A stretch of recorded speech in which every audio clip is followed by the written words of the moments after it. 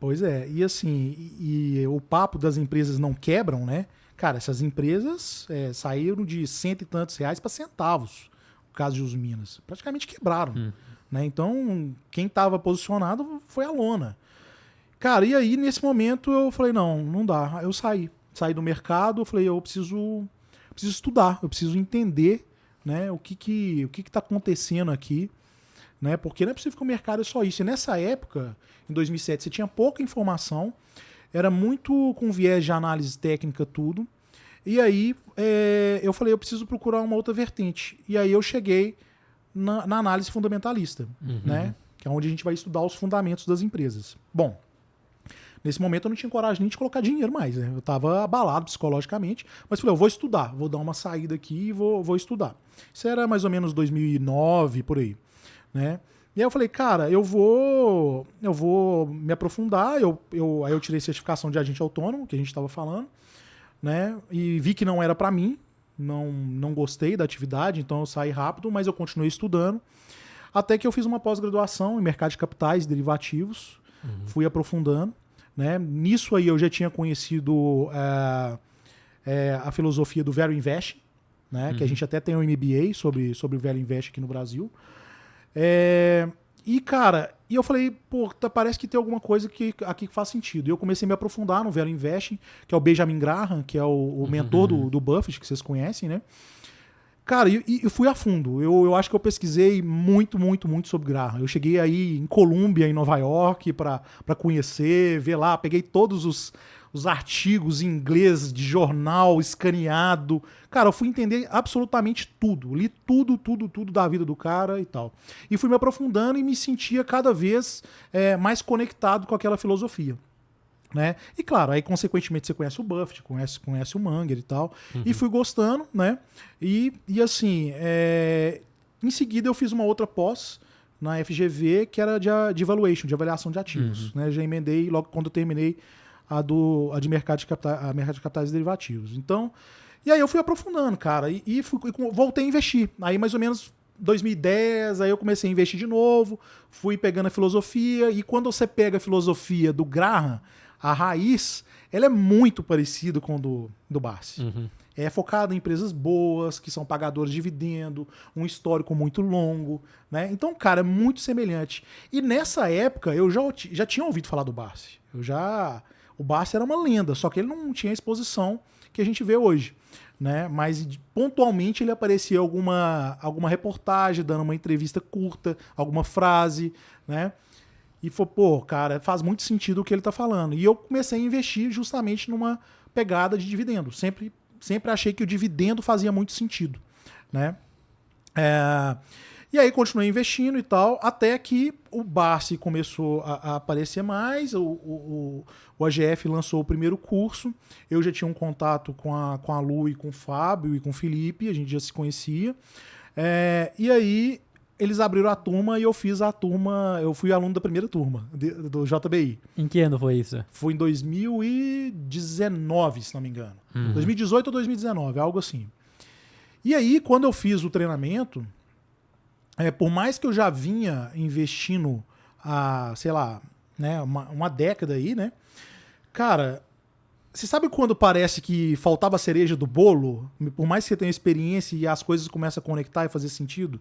E foi mais ou menos isso que aconteceu comigo. Então, a filosofia do Barsi, né, ela começou a refinar a minha estratégia em relação ao Value Investing. E eu vi que as duas coisas eram muito conectadas. Quando eu comecei a escutar, pô, você é um pequeno dono de um grande negócio, você recebe o lucro, né, das empresas e você quer receber esse pequeno dividendo como contribuição para você ter apostado na empresa, acreditado na empresa. Eu falei, pô, cara, isso tudo exatamente é um negócio real. É o que a gente vê no dia a dia, é o que eu vivo na minha empresa, né, no dia a dia. E aí, não parei mais, cara. Aí a gente continuou, hoje eu sou um dos sócios do AGF, né? E a gente agora tenta passar um pouquinho do que nós passamos, né, para outras pessoas. Eu acho que é por aí. E como que foi pra ver o Barsi fisicamente, assim, pessoalmente pela primeira vez? Cara, você acredita que até pouco tempo atrás, quando eu vi o Barsi, assim, eu ainda ficava... Eu tremia. Alguém me perguntou isso uma vez E eu lembro que eu encontrei com o Barça assim, algumas vezes, né, pessoalmente em eventos, mas não de forma só nós dois ou com pouca gente, né, sempre com muitos assim. Mas depois que aí eu realmente entrei no AGF, nós encontramos, tivemos a oportunidade de encontrar, conversar pessoalmente, em particular, várias vezes. E, cara, aí é uma satisfação, assim, absurda. Até hoje me dá frio na barriga. Porque eu converso com ele e eu falo, putz, cara, tô conversando com o maior investidor do Brasil, cara. Esse cara é uma lenda. É igual o Buffett tem nos Estados Unidos, né? O Barsi, ele é o que o Buffett representa nos Estados Unidos aqui no Brasil, cara. E graças a Deus, agora as pessoas, principalmente por causa do livro dele, né, estão conhecendo mais um pouco da história e vendo que é possível também todo mundo chegar lá. Né? O Engraxate chegou lá, que é uma história sensacional, né? E, cara, e é um prazer, assim, imensurável. Trabalhar, escutar, aprender e, sabe, é o frio na barriga constante. E até tava comentando no off que eu acho legal do Barsi, que ele realmente fala o que ele pensa, assim, pelo que eu vejo de entrevista, de podcast, e não tem filtro não, né? Exatamente. E até falou do Warren Buffett, como é que o Warren Buffett ele tem que dar satisfação pros investidores da Berkshire, enquanto ele não tem que dar satisfação pra ninguém. Cara, esse é um ponto que eu acho que é interessante e que mudou o meu mindset, até voltando na minha história. Você apontou um negócio legal. Porque antes eu era um cara muito Zé Planilhinha.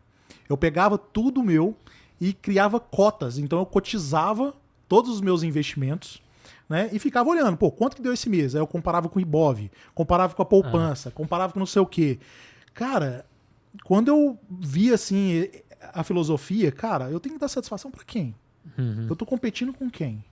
Pra que eu vou ficar fazendo planilhinha todo mês pra falar se eu bati o mercado ou não bati o mercado? Qual que é o sentido disso? Isso só me gera estresse, cansaço, né? Frustração. Achar que você tá perdendo, sendo que vai ser completamente normal você perder pro CDI, perder pro Ibov durante um período. Acontece, né? E aí o cara acaba olhando pra isso o tempo todo e desiste muitas vezes, né? Então eu eliminei esse tipo de coisa, porque é isso que o Barsi fala. A gente não tem que dar satisfação pra ninguém. Eu não tenho gestor, eu não sou gestor, eu não tenho fundo de investimento, eu não tô competindo com ninguém. Cara, o mercado é uma competição da gente com a gente mesmo. Todo dia. É difícil pra caramba. E quanto mais coisas você colocar que possa te tirar do prumo, elas vão te tirar. Você pode ter certeza. Você vai sair. Se você fica olhando cotação todo dia, isso vai doer, vai machucar. Se você perguntar pra mim hoje, por exemplo, você olhou cotação? Você olhou o mercado? Eu não olhei, cara. Eu não olhei. Eu não olho o mercado assim todo dia. Não faz sentido, cara. Se tiver acontecendo alguma coisa relevante no mercado, eu fico sabendo. Como que você fica sabendo? É grupo de WhatsApp, é gente que manda mensagem, não sei o quê. Se estiver caindo, dando um circuit breaker, eu vou saber, né? Exato, sempre quando tem notícia ruim, principalmente, você fica sabendo de alguma forma, não tem que estar olhando sabendo, o mercado. Cara. Não, as pessoas, elas acabam sendo refém do mercado. Eu acho que uma das grandes vitórias da filosofia do Barsi é que você não deve ser um escravo do mercado. Né? O mercado, ele trabalha ao seu favor. Quando você precisa de alguma coisa. Você não precisa ficar olhando aquilo o tempo todo. E essa é a grande sacada, porque se você consegue explorar o mercado quando ele está favorável, você vai lá, consegue comprar mais barato. Agora, se você fica olhando se está subindo ou caindo, se subiu 100%, 200%, você vai fazer o quê? Você vai começar a comprar e vender? Então você não é um investidor, você é um especulador. É outra pegada. Até porque pode ser até contraintuitivo. Então o cara foi lá, comprou uma ação de uma boa empresa barato. Ela pode ficar mais barata no dia seguinte. Só que ele não deixa de ter comprado barato, no longo prazo ele vai ter um bom resultado. E pode acontecer o contrário também. O mercado de alta, bull market, tá tudo subindo, o cara comprou uma empresa ruim e pagou caro ainda. Ela pode subir ainda mais, o cara acha que tá ganhando dinheiro, mas no longo prazo isso acaba não sustentando também. Cara, isso é uma mudança de mindset. Porque as pessoas estão acostumadas a ver o que passa no noticiário. Bolsa de valores subiu tantos %, né? E o cara acha que subiu, tá ótimo. O outro vê quando caiu, tá péssimo, tá tudo ruim. Não, pra gente quando cai é que tá bom. Imagina a seguinte situação, se você vai toda semana no supermercado e você precisa comprar um produto lá, um produto X, né? Você vai querer que esse produto ele suba de preço ou ele caia pra você conseguir comprar mais barato? É a mesma coisa com uma ação, né? Com as devidas proporções, é claro, né? Mas assim, só para o pessoal entender e fazer uma analogia, então a empresa quando ela é boa, né? Você quer que ela caia de preço para que você consiga acumular o maior número possível de ações. E aí, o dividendo ele é pago em função do número de ações. Então, quanto mais ações você tiver, maior vai ser o dividendo que você vai receber, já que é pago em função do número de ações. Só que então, se subir, você vai conseguir comprar menos. Se cair, você vai conseguir fazer um aporte com o mesmo dinheiro comprando mais ações. É óbvio que ninguém aqui está falando para cair o resto da vida, não é isso. Sim. A empresa boa, se ela tem um projeto, ela vai subir consequentemente. Né? Mas existem momentos, e aí que entra a questão do mercado, que o Graham falava que é o senhor mercado, né? Que ele é um maníaco depressivo. Né? Ou seja, ele tem momentos de euforia e momentos de depressão. E nesses momentos de depressão, você simplesmente vai ver o mercado afundando, você vai pegar essas boas empresas e vai comprar com o mesmo dinheiro, você vai conseguir comprar muito mais ações. O mercado, em um determinado momento, vai subir, você vai deixar de comprar, né? E vai estar o quê? Usufruindo dos dividendos que a empresa vai pagar em cima do seu novo número de ações que você conseguiu acumular. Exato, e muitas vezes quando o mercado já está em baixa e fica em baixa durante muito tempo, as pessoas pensam, não, que não se movimenta, não sobe, mas aquilo, investir não é algo que é para ser emocionante, é para ser 90% do tempo chato mesmo. E se tá andando de lado durante mais tempo, é mais tempo que você tem para acumular as ações das empresas que você realmente tem na carteira a preços melhores, né? Cara, sem dúvida, assim, investimento é um negócio que é para ser um tédio. Se você está muito emocionado com o investimento, tem alguma coisa errada. Ou você está alavancado, ou você está fazendo trade. Eu entendo pessoas que estão começando e fica muito empolgada, mas com o passar do tempo, que você vai criando casca, cara, isso se torna uma coisa muito corriqueira. Né? É muito normal essas quedas, você não estressa com isso mais, né? Com alta. Aí o pessoal fica, agora investir, sei lá, em dólar, depois investir em Bitcoin, depois investir não sei o quê. Então, assim, não existe isso. O mercado não é feito. Quando a pessoa assume uma postura de investidor, você tem que incorporar uma filosofia, independente de qual seja, e seguir ela. Faça chuva ou faça sol.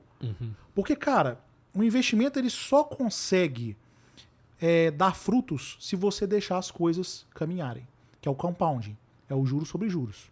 E aí, quando você tem um investimento em bolsa de valores, ele tem uma grande vantagem em cima dos outros investimentos, por exemplo, de renda fixa. Sabe qual que é?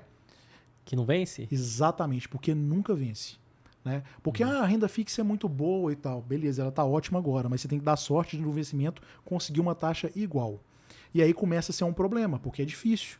Agora, a bolsa de valores, se você tem isso levando para a vida inteira, com boas empresas, é muito natural que esses projetos vão dar frutos e você vai conseguir receber mais em cima sendo um sócio das empresas. E quando você investe pensando realmente em levar para o longo prazo, pensando no dividendo, a tendência é que você não venda. E automaticamente você não tem que pagar imposto em cima do lucro também. Cara, você não vende. Sabe por que você não vende?